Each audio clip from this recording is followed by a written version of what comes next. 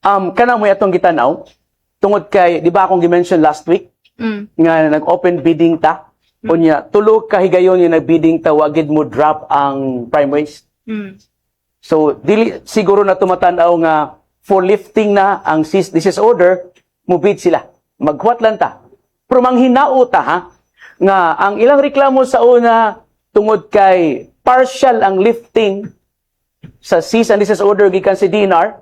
Muna ilang giawhag ang mayor nga unta mutabang og hangin sa DNR munang wa siguro sila moalaw nato, but now considering nga mihatag na og official statement ang DNR nga full na ang lifting sa CDO, so manghinao ta sa hingtungdan nga company nga again inagbidding na to mo appeal na sila tungod kay I think walay rason nga dili nila allow ang atong dakbayan nga malabig basura nga to tungod kay ang ilang gusto nga full lifting na naman gikan sa DNR.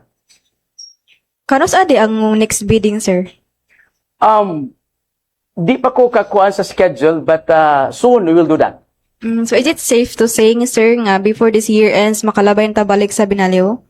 Tabangan na to og ampo og hangyo, ni-encourage na to nga unta malamdagan ang una-una sa maong kompanya.